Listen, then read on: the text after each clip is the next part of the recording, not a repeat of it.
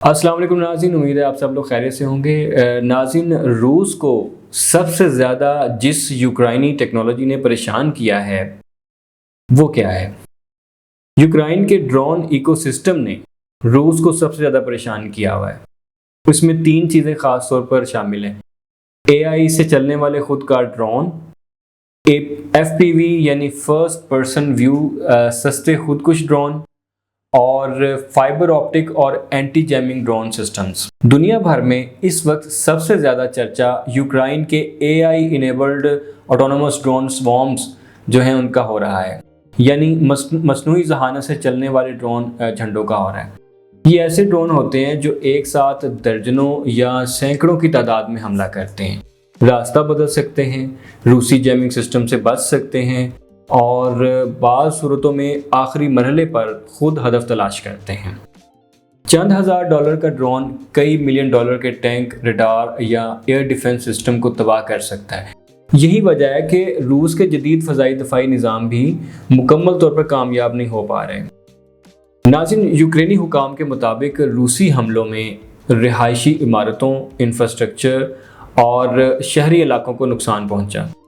Ukraine کا دعویٰ ہے کہ اس نے روس کے بیشتر ڈرونز مار گرائے، مگر کچھ حملے پھر بھی کامیاب ہوئے۔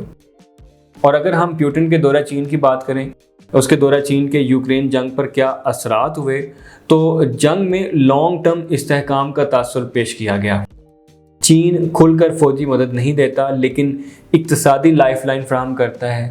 اس سے روس کو جنگ جاری رکھنے کی زیادہ صلاحیت ملتی ہے، اور اگر روس کو چین کی مسلسل اقتصادی سپورٹ ملتی رہے تو روس اپنی دفاعی صنعت برقرار رکھ سکتا ہے۔ یوکرین کے لیے جنگ جلد ختم ہونا مشکل ہو جاتا ہے۔ ناظرین، چین اور روس کا بڑھتا ہوا تعلق مغرب کے لیے چیلنج ہے۔ اس سے جنگ صرف روس بامقابلہ یوکرین نہیں رہتی، بلکہ مغرب بامقابلہ روس چین بلاک جیسا رنگ اختیار کر لیتی ہے۔ اور چین روس کے لیے بڑا تجارتی شراکت دار ہے، خاص طور پر تیل اور گیس میں، اور پیوٹن کے دورے سے روس کو یہ سگنل ملتا ہے کہ وہ مکمل طور پر عالمی سطح پر تنہا نہیں ہے۔ اس سے روس پر مغربی پابندیوں کا اثر کچھ حد تک کم ہوتا ہے۔ ناظرین، یوکرائنی ڈرونز کی اقسام کی بات کریں تو اس میں سب سے پہلے FPV خودکش ڈرون ہے۔ یہ سستے مگر انتہائی مؤثر ڈرون ہیں جنہیں ویڈیو گیم کی طرح چشمے لگا کر اڑایا جاتا ہے۔ یوکرائن نے انہیں اتنا بہتر کر لیا ہے کہ یہ ٹینک کے کمزور حصے کھڑکی، بنکر یا حتیٰ کہ چلتی گاڑی کے اندر تک گھس جاتے ہیں۔ روس کو مسئلہ یہ ہے کہ یہ بہت سستے ہیں، بڑی تعداد میں آتے ہیں، اور روایتی میزائل سے انہیں مارنا مہنگا پڑتا ہے، ان کا پتہ دیر سے چلتا ہے۔ دوسرے نمبر پر AI ڈرون سوارمز ہیں۔ یہ اگلا مرحلہ ہے کہ یوکرائن اب ایسے ڈرون بنا رہا ہے جو سگنل جام ہونے کے باوجود ہدف تک پہنچیں، آپس میں رابطہ رکھیں اور خود فیصلہ کریں، GPS کے بغیر بھی کام کریں۔ IEE اور دیگر دفاعی رپورٹس کے مطابق یوکرائن انجیمیبل AI لیڈ سوارمز پر کام کر رہا ہے۔ اگلا نمبر ہے فائبر آپٹک ڈرونز کا۔ یہ ڈرون ریڈیو سگنلز کے بجائے فائبر آپٹک تار سے جڑے ہوئے ہوتے ہیں۔ روس انہیں جام نہیں کر پاتا کیونکہ کنٹرول جو ہے وہ براہ راست تار کے ذریعے ہوتا ہے۔ یہی ٹیکنالوجی روسی الیکٹرانک وارفیئر کے خلاف بہت مؤثر سمجھی جا رہی ہے۔ اور پھر نیکسٹ ہے long range deep strike drone. Ukraine نے اب ایسے طویل فاصلے والے ڈرون بنا لیے ہیں جو روس کے اندر سینکڑوں بلکہ ہزاروں کلومیٹر تک حملے کر رہے ہیں۔ تیل ریفائنریز، ایئر بیسز اور توانائی کے مراکز مسلسل نشانہ بن رہے ہیں۔ اسی وجہ سے روس کو اب اپنی تیل تنصیبات، بحیرہ کیسپین پلیٹ فارمز اور ایئر بیسز کے لیے نئے قوانین اور دفاعی انتظامات کرنے پڑ رہے ہیں۔ ناظرین، اس کے علاوہ یوکرائن نے مختلف ممالک کے ساتھ کچھ معاہدے بھی کیے ہیں، جس میں سب سے پہلے سعودی عرب کے ساتھ معاہدہ ہے۔ ایران کی جانب سے ڈرون اور میزائل خطرات بڑھنے کے بعد خلیجی ممالک نے محسوس کیا کہ یوکرائن کے پاس بیٹل ٹیسٹڈ یعنی جنگ میں آزمودہ تجربہ موجود ہے۔ اس لیے انہوں نے یوکرائن کے ساتھ طویل المدتی دفاعی اور ڈرون تعاون شروع کیا۔ یوکرائن اور سعودی عربیہ کے درمیان تقریباً 10 سالہ دفاعی تعاون پر اتفاق ہوا۔ انٹرسیپٹر ڈرونز کی مشترکہ تیاری، ایرانی ساختہ شاہد ڈرونز کا مقابلہ، اینٹی ڈرون ٹیکنالوجی، ممکنہ کور پروڈکشن فیکٹریاں، یوکرائنی ماہرین کی تربیت، UAE کے ساتھ تعاون بڑھانے پر اتفاق ہوا۔